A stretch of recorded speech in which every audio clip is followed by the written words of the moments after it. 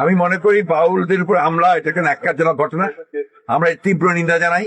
আল্লাহকে নিয়ে এমন সরাসরি কটূক্তি। তাই আল্লাহর মতো আর একজন আল্লাহ নাই, 2 জন 5 জন 10 জন আল্লাহ নাই। আর যদি থাকে তাহলে দেখাও।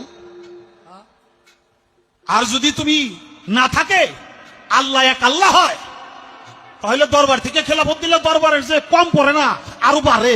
তোমার মতো আরো 10টা 20টা আল্লাহ, 200-400 আল্লাহ যদি আরো বানাই দিতা তাহলে তোমার আরো দাম বাড়তো। এটা তুমি করলে না। এত বুঝো তা তো বুঝো না। সৃষ্টি আমার রূহ কয়টা হয়েছে? এক মুখ হয়েছে, 2 কথা কয়। হ্যাঁ, মুখ কয় না হুক কয়? এক মুখে 2 কথা কইলে হ্যাঁ মুখ থাকে, হ্যাঁ তো মুখ থাকে না, তো হুক হয়ে যায়। আল্লাহ যে কইল প্রথম সৃষ্টি আমার এশক, প্রথম সৃষ্টি আবার কয় আমার আরশ, প্রথম সৃষ্টি আবার কয় নূর, প্রথম সৃষ্টি আবার কয় রূহ।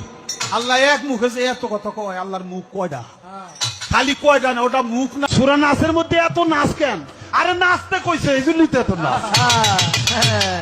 কুল আউযু বিরাব্বিন নাস, মালিকিনুন নাস, ইলাহিনুন নাস, হ্যাঁ, মিন শাররিল ওয়াসওয়াসিল খান্নাস, আল্লাযী ফি সুদুরিন নাস, মিনাল জিন্নাতি ওয়ান নাস। ফি সুদুরিন দেও নাস কইছে। বাবা, সূরা নাসের মধ্যে এত নাচ কেন? আরে নাচতে কইছে, এই জন্যই তো এত নাচ। কুল আউযু বিরাব্বিন নাস, মালিকিনুন নাস, ইলাহিনুন নাস, হ্যাঁ, মিন শাররিল ওয়াসওয়াসিল খান্নাস, আল্লাযী ফি সুদুরিন নাস, মিনাল জিন্নাতি ওয়ান নাস। ফি সুদুরিন দেও নাস কইছে।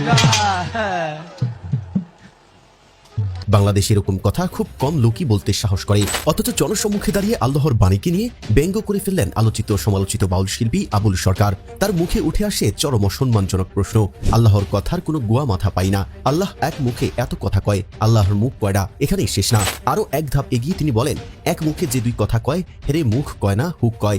যেখানে হুক বলতে তিনি মানুষের পশ্চাৎপদকে বোঝান। নাউজুবিল্লাহ। কথাগুলো বলার সময় তিনি ব্যঙ্গভঙ্গিতে হাসতে থাকেন। স্বাভাবিকভাবে ক্ষোভের আগুন ছড়িয়ে পড়ে ধর্মপ্রাণ মানুষের মনে। ঘটনাটি ঘটে 2025 সালের 4 অক্টোবর মানিকগঞ্জের ঘিওর উপজেলার জাবরা এলাকায় খালা পাগলির মেলার পালাগানের আসরে। যাত্রা পালার মধ্যে তিনি মৌলবাদ, মাজার ভাঙা সব মিলিয়ে নানা বিষয়ে কথা বলছিলেন। আয়াতের তর্জমা করেও দেন বিভ্রান্তিকর ব্যাখ্যা। তবে সবচেয়ে সমালোচনা হয় আল্লাহকে নিয়ে তার সরাসরি কটূক্তিমূলক মন্তব্য। ঘটনার পরপরই ঘিওর জুড়ে তীব্র প্রতিক্রিয়া দেখা দেয়। ক্রমেই তা ছড়িয়ে পড়ে দেশ জুড়ে। অনেকেই তার গ্রেফতার ও শাস্তির দাবি জানান।